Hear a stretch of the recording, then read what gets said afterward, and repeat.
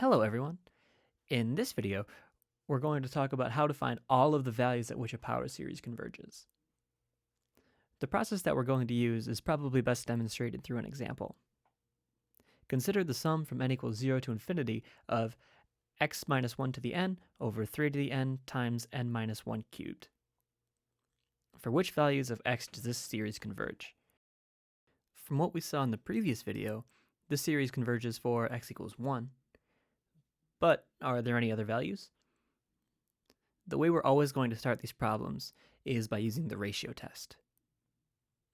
So we take the limit of the absolute value of the n plus first term over the nth, and then we simplify and group just like we did before, and we find that this limit goes to the absolute value of x minus 1 times 1/3. Notice that we're taking the limit as n goes to infinity, not x, and so it's okay to leave x's in the answer here. So now, the ratio test tells us that the series converges when this limit is less than 1. In particular, the series converges when the absolute value of x minus 1 times 1/3 is less than 1. Solving for x, we find that the absolute value of x minus 1 is less than 3, which implies that x minus 1 is between minus 3 and 3, and so x must be between minus 2 and 4. So, we have found that the series converges for all values of x between minus 2 and 4. However, we're not quite done. Notice that the ratio test is inconclusive at the values x equals minus 2 and x equals 4, since this is where the limit is equal to 1. So we'll have to deal with these cases separately. First, plugging in x equals minus 2, we get the sum of minus 3 to the n over 3 to the n times n plus 1 cubed, which simplifies to the sum of minus 1 to the n over n plus 1 cubed. And so, we want to know whether or not this series converges. Reaching into our toolbox, we see that the series is convergent by applying the alternating series test. Excellent, so the series converges at x equals minus 2. Now, we plug in x equals 4 and get the sum of 3 to the n over 3 to the n times n plus 1 cubed, which simplifies to the sum of 1 over n plus 1 cubed. Again, we look through our toolbox and find that we can compare the series to the sum of 1 over n cubed to show that this series converges. Therefore, the series converges at x equals 4 as well. In summary, we have found that the power series sum of x minus 1 to the n over 3 to the n times x plus 1 cubed converges on the interval minus 2 to 4, where we include both of the endpoints. So this is the process we're going to use every single time we want to find when a power series converges. Furthermore, it turns out that every single time, our answer will fall into one of three cases. The first case is that the series converges only at the center, x equals a. The second case is that the series converges for all values of x. And the third case is what we found in the previous example, where there is some positive number r such that the series converges if the absolute value of x minus a is less than r and diverges if the absolute value of x minus a is greater than r. In the previous example, we had r is equal to 3.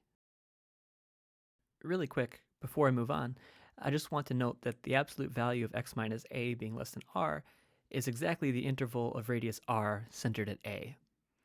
In other words, the interval from a minus r to a plus r. This is precisely why we say that the series is centered at a. Now, this number r is so important that we give it its own name. It's called the radius of convergence of the series. In case 1 above, we define the radius of convergence to be 0. In the second case, we define it to be infinity. And in the third case, it is exactly this number r. And so, this essentially answers the question of where a given power series converges. A power series will always converge in an interval, which we call the interval of convergence. In case 1, the interval of convergence is just a point, a. In case 2, the interval of convergence is minus infinity to plus infinity.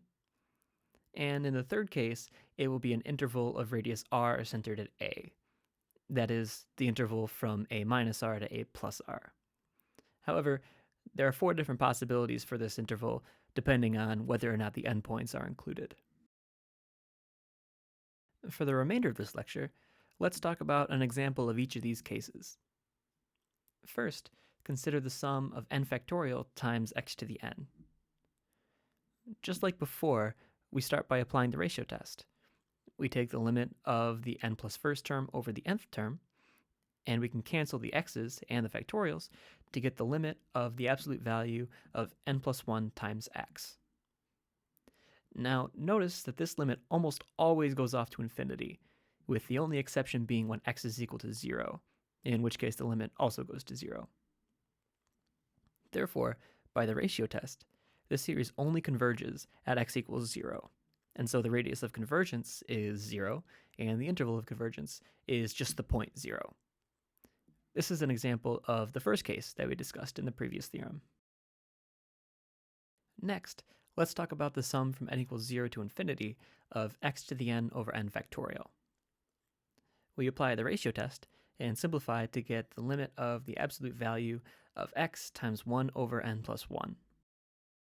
Notice that this limit goes to 0 for all values of x. Therefore, by the ratio test, the series converges when 0 is less than 1, which is always true. So, the series converges for all values of x, and so the radius of convergence is infinity, and the interval of convergence is minus infinity to plus infinity. This is an example of the second case from the theorem. For a final example, consider the sum from n equals 0 to infinity of n times 2n minus 1 to the n over 5 to the n. Notice that this series is a little bit different than the ones we've seen up until now because there's a coefficient of 2 on the x. Therefore, the center of the series is not 1, but it's actually a half. Now, to find when this series converges, we again start by applying the ratio test, and after simplifying and taking limits, we are left with the absolute value of 2x minus 1 times a fifth. Therefore, by the ratio test, the series converges if the absolute value of 2x minus 1 times a fifth is less than 1. Now we start solving this inequality, and we find that the absolute value of 2x minus 1 is less than 5. Now here, it may be tempting to say that the radius of convergence is equal to 5. However, this is not the case, since again, we have the 2 in front of the x. However, we can just divide both sides by 2 to get that the absolute value of x minus a half is less than 5 halves. And so, since the coefficient of x is now a 1, we can say that the radius of convergence is actually 5 halves. Now, to find the interval of convergence, we continue solving this inequality for x to get that x is in between -2 and 3. So, the ratio test tells us that our series converges for all x in between -2 and 3. However, just like we saw in our very first example of this video, the ratio test is inconclusive at the endpoints. This will be the case anytime you have a series in case 3 of the theorem. Therefore, we will have to check what happens at the endpoints separately. If x equals -2, we get the sum of n times -5 to the n over 5 to the n, which is equal to the sum of n times -1 to the n. And we see that this series diverges by the divergence test since the terms do not go to 0. Similarly, when we plug in x equals 3, we get the sum of n times 5 to the n over 5 to the n, which simplifies to the sum of n, and this series also diverges by the divergence test. Therefore, the series diverges at both of the endpoints of the interval, and we conclude that the interval of convergence is the interval -2 to 3, not including the endpoints.